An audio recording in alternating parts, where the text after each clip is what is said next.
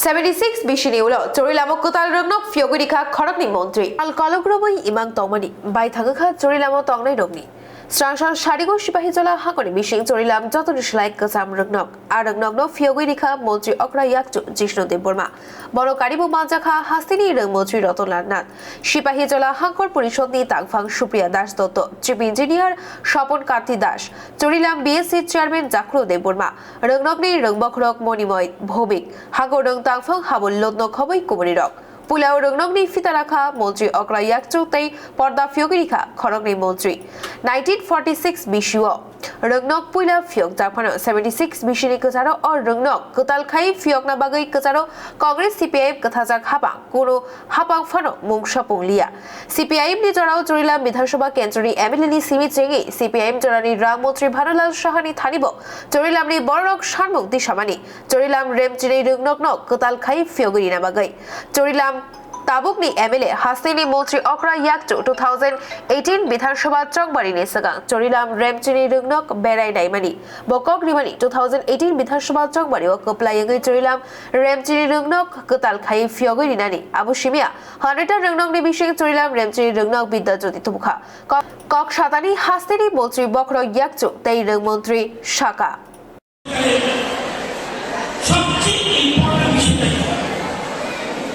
আমরা স্লোগান মানে স্লোগান এক ত্রিপুরা শ্রেষ্ঠ কে বললেন আমি সেই দিন আছে তারা না এক ত্রিপুরা শ্রেষ্ঠ করে করতে হবে ক্লাস যারা বর্তমানে আগামী প্রজন্ম স্টুডেন্ট তারা কি করবে দেশের ভাগ্য কি হবে রাজ্যের ভাগ্য কি হবে 5 বছর এই রাজ্যে 5 বছর আমি কত বছর আগে 3 বছর আমি কোনদিন দেখিনি 5 বছরের ত্রিপুরাতে যত কাজ হয়েছে অতীতে কোন সরকার 5 বছরের আগে করতে পেরেছে আমি মনে করি না এবং সরকার 5 বছর জ্বালায় বছর করলাম তারপরে কিন্তু এই 5 বছর মধ্যে যে কাজ করেছে কান্তি মাঝে এই একটা আদালত প্রতিনিধি ছিল আমি কার নাম বলতে চাই না আজকে এখানে কি হয়েছে DM office complete DM office complete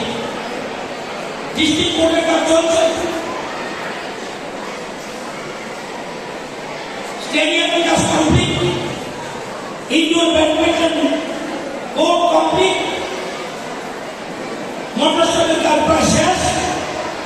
বহু রাস্তা আমার কার্যকর্তারা আমাকে স্কুলে নিয়ে এসেছিল তখন এমএলএ এবং মন্ত্রী হওয়ার আগে আমাকে ছাত্রছাত্রীরা ঘেরাও করেছিল বলে স্যার আপনি যদি এমএলএ হন এই স্কুলটা বানিয়ে দিবেন তো ওরা দুটো ডিমান্ড করেছিল একটা স্কুল একটা স্টেডিয়াম আর আজকে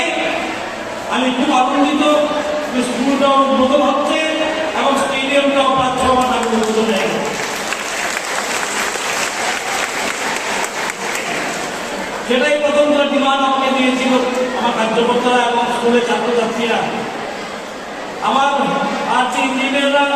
দিন রাত কষ্ট করে স্কুলটা বানিয়েছে কারণ আমি প্রায় আসতাম আসা যাওয়ার সময় আর আমার মনটা চঞ্চল একবার বলতো এরকম একবার বলতো ওরকম কিন্তু ওরা করেছে আর যারা এই কাজটা করেছে যে এজেন্সি করেছে ওকে আমি ধন্যবাদ জানাই এত কম সময়ের মধ্যে এত বিরাট বিল্ডিং তার করিয়ে দেওয়া কম কথা না এবং আমাকে বলতো আমার অফিসাররা স্যার এটা আপনার ড্রিম প্রজেক্ট আমার নাকি স্বপ্নের প্রজেক্ট আমি বলছি হ্যাঁ আমার স্বপ্নের প্রজেক্ট কারণ আমার এলাকার মানুষের স্বপ্নই তো আমার স্বপ্ন ঠিক না বিধায়ক দায়িত্ব এলাকার মানুষের যে স্বপ্ন আছে সেটাকে বাস্তবায়িত করা আপনাদের স্বপ্ন খুব ভালো একটা শিক্ষা প্রতিষ্ঠান হোক ये स्कूल 1937 स्थापित हो इधर আজকে বিল্ডিং হয় 2022 এই ছিল অবস্থা 1946 এর স্কুল টিনের ছাউনি দিয়ে 5 ইঞ্চি বল দিয়ে কি অবস্থা ছিল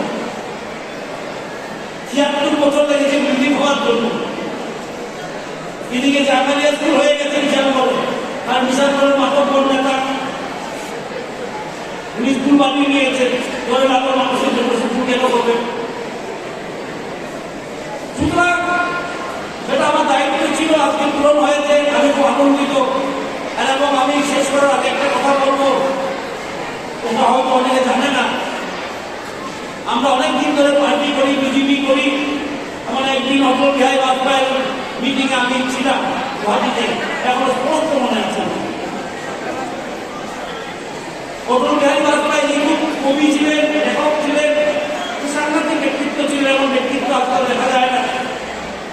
উনি একটা গল্প আমাদের সঙ্গে করতেন, বসে বসে গল্প করতেন আমাদের সঙ্গে। তখন তো পার্টি আর ক্ষমতায়